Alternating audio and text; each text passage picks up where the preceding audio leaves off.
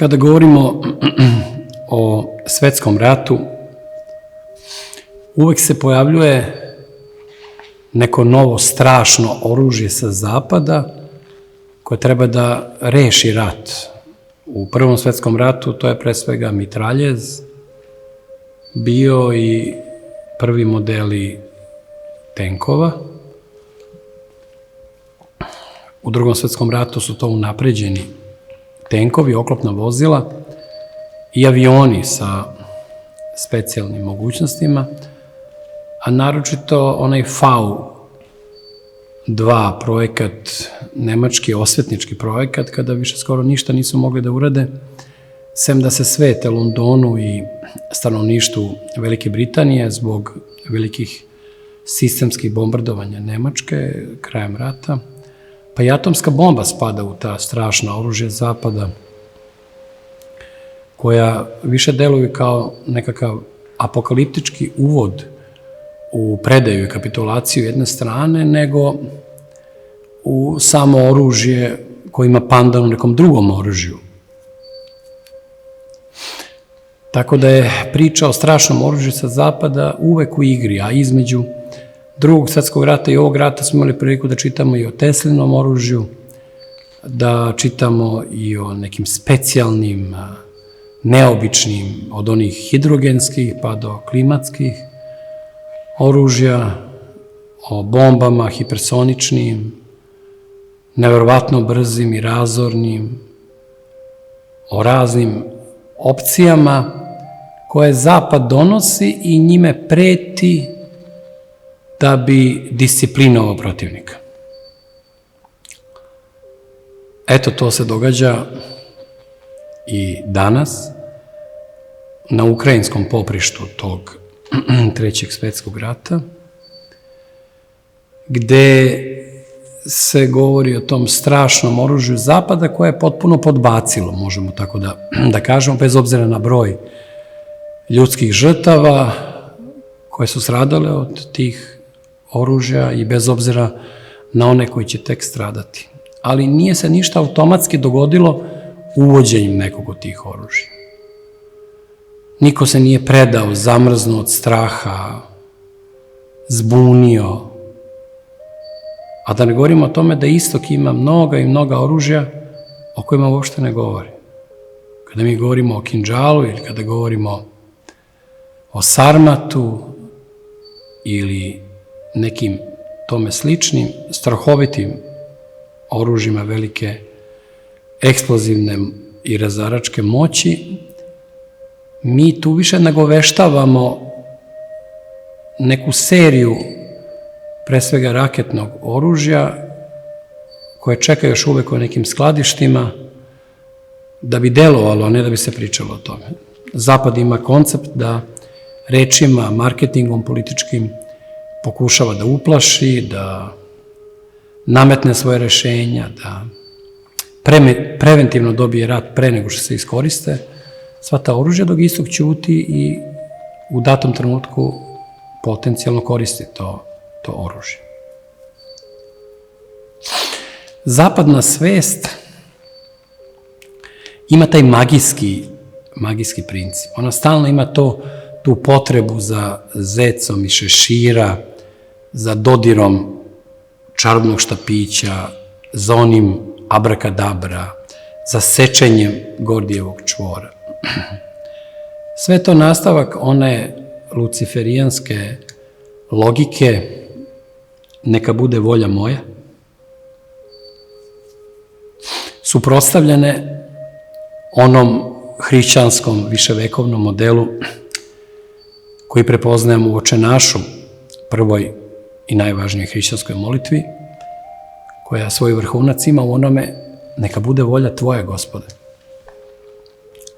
To neka bude volja moja je magija, neka bude volja tvoja molitva i mistika, i to su dva potpuno različita koncepta, kao belo i crno.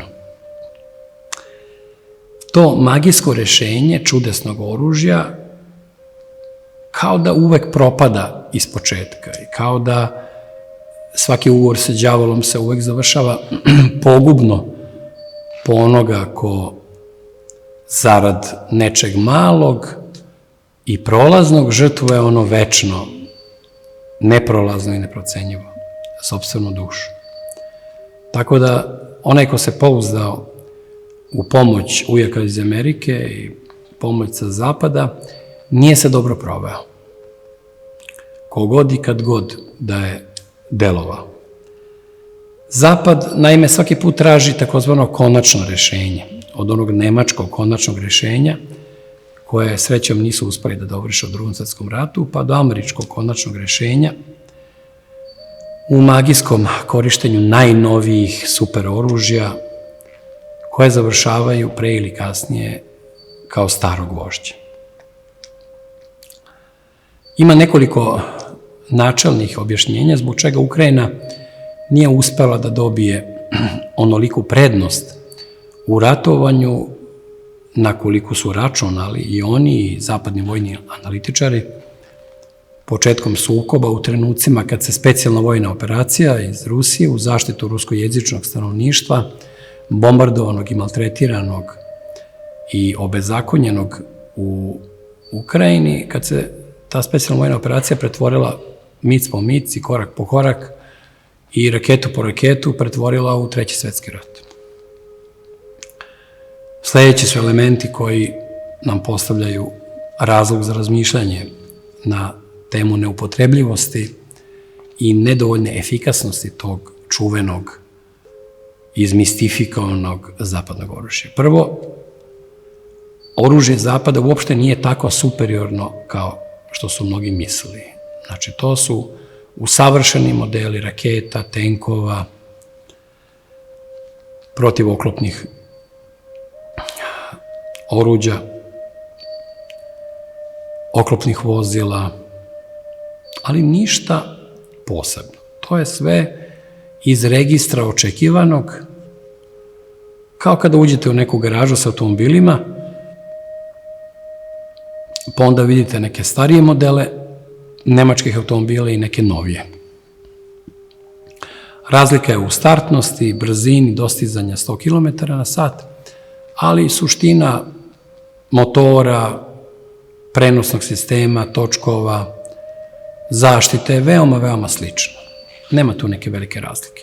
A brzine najveće su se postizali još 30. godina sa obarani svetski rekordi u automobilskoj vožnji, tako da novi automobili mogu da se više po detaljima, po dekorativnosti i po ceni mogu da se izdvajaju, ali nemaju u sebi tu zastrašujuću ulogu kao recimo mitraljez, teški mitraljez u Prvom svetskom ratu koji je stvarno činio prevlasti, koji je učinio da mnoge vojske izgube najbolje vojnike i skoro sve oficire u susretu sa jednim mitraljevskim gnezdom. Toga više nema, tako da oružje pod jedan nije tako superiorno i neočekivano kao što su neki mislili. Pod dva, Ukrajinci ne mogu da savladaju u potpunosti upotrebu ovakvog oružja. Tako da imamo čitave situacije gde kada pogine strana posada, oružje ostane neupotrebljeno, da bi mogli da pilotiraju najsavremenijim američkim i uopšte zapadnim avionima.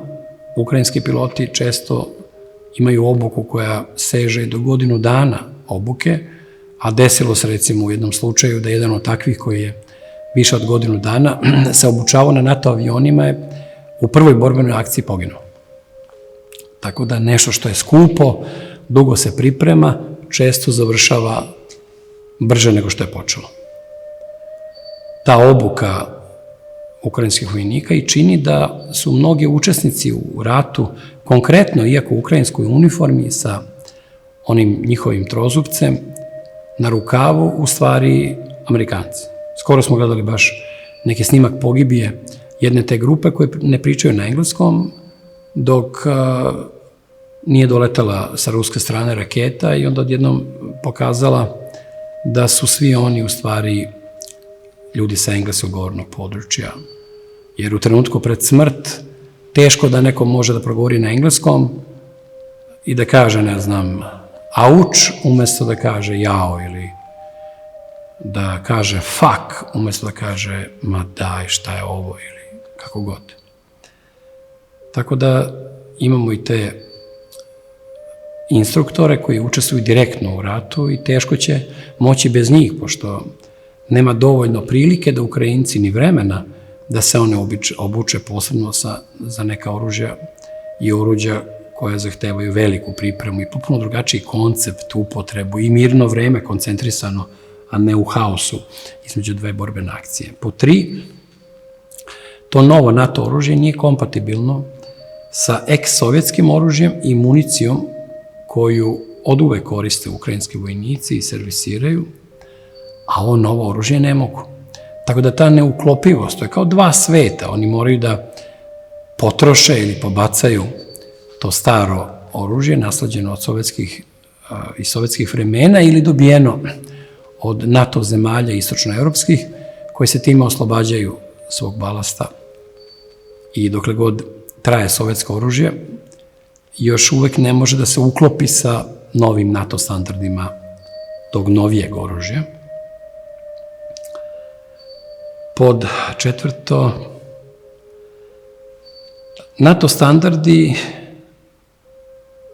do sada oružani su napadali samo mnogo slabije zemlje od sebe i mi smo gledali raznorazne ratove, završen sa Sirijom i pre toga kratko Afganistanu, gde su NATO bombarderi i NATO oficiri komandovali napadom na neuporedivo manje naoružane, manje snažne, manje brojčane vojske nego što je ruska vojska.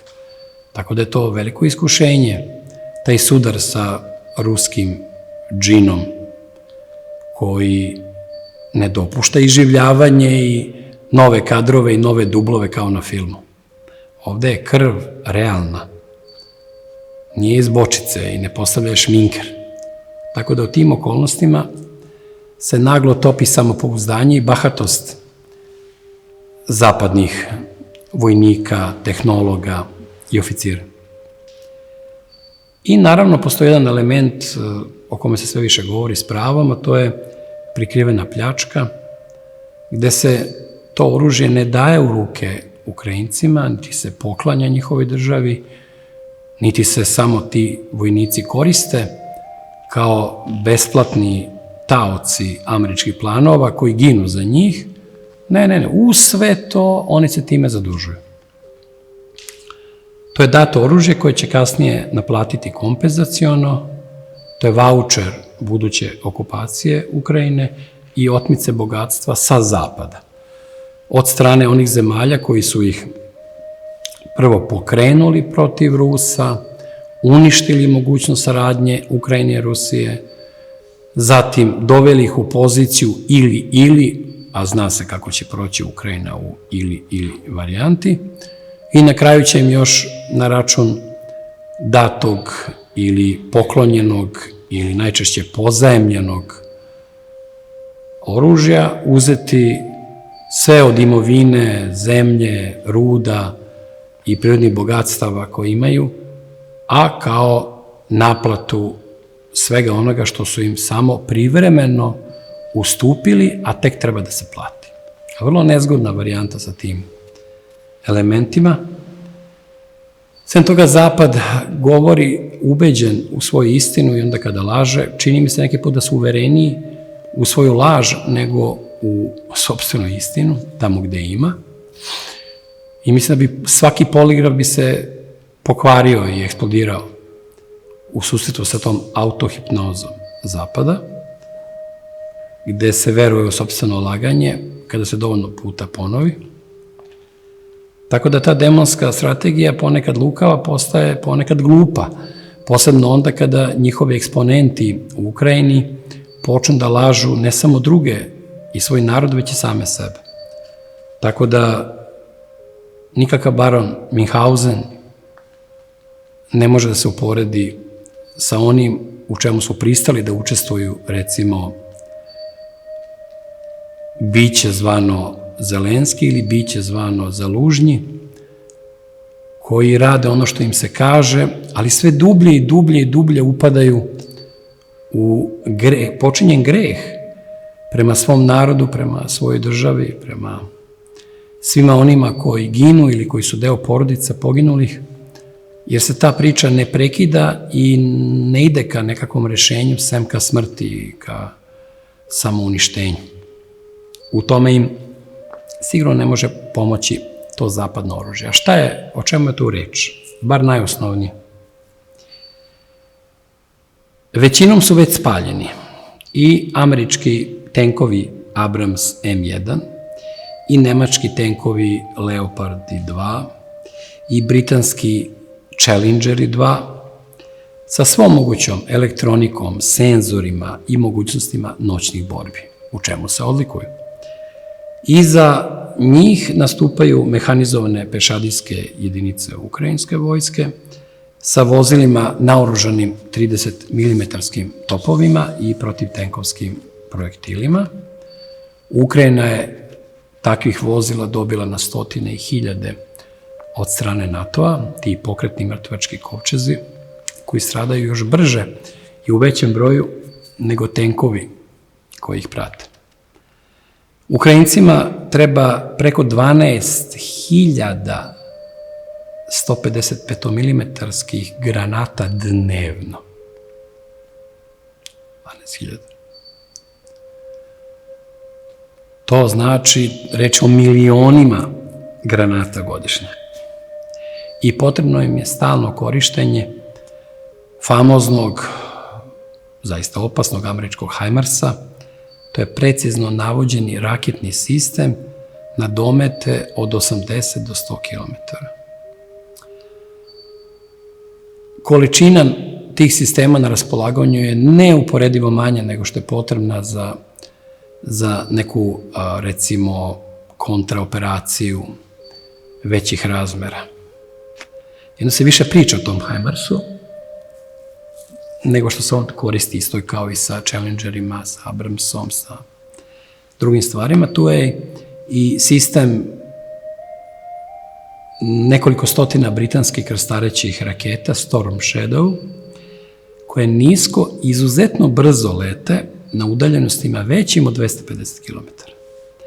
Sa bojevom glavom težine preko pola tone, nazvanom ne bez razloga razbijač bunkera, i tom, recimo, raketom je oštećen Krimski most tamo ka Kerčkom Moreuzu i neke od tih većih šteta nanetih Rusiji su sve išle preko tog zloglasnog Storm Shadow-a, koji zaista ima određenu snagu, moć i opasnost, ali koji priziva udare iz kontre i najčešće sobom odnosi u smrt te posade koje ne stignu da se dugo raduju svojim privremenim uspesima zbog posledica svega onoga što sledi nakon toga. Važnu ulogu imaju naravno i svi oni mali i posebno veliki naoružani dronovi. Najpoznatiji su oni turski Bayraktari TB2, ali više nemaju taj faktor iznenađenja na svojoj strani, a i Rusi su dobili drugačije dronove koje sad usavršavaju. Prvo su bili iranski, pa onda su ih oni obradili i napravili da budu ruski i broj tih dronova se neverovatno povećava i uskoro će Rusija da višestruko jače odgovori na ono što je bio najveći problem ruske vojske u prvoj fazi, a to je to ukrajinsko korištenje dronova. Znači, ti čak i mali dronovi koji su amaterski navođeni su veću štetu nanosili nego svi ti tako reklamirani Abramsi, ne znam, Challengeri i HIMARS-i. Mnogo veću štetu su konkretno na licu mesta nanosili ti mnogo jeftiniji, manje zanimljiviji za marketing i za slikanje, ali u stvari mnogo smrtonosniji. Tako da je, kao što smo već rekli, važna obuka za sve to, a Ukrajini nedostaju, još uvek čekaju te zapadne avione koji nikako da stignu, jer i NATO zna da postoji neka crvena linija i granica koja je da se povremeno pomera, ali ima svoje dno. I kada dođe do kraja, onda ta crvena linija navodi na obostrano korištenje mnogo opasnijih oružja, koje nisu samo strašno marketinški i nisu samo uperena da zaplaše rusko stanovništvo, već moraju da plaše čitavu planetu. Kada dođe do te tačke, ne daj Bože, onda bilo kakva priča prestaje i onda samo uz molitvu Bogu možemo da dočekamo posledice svega onoga što sledi.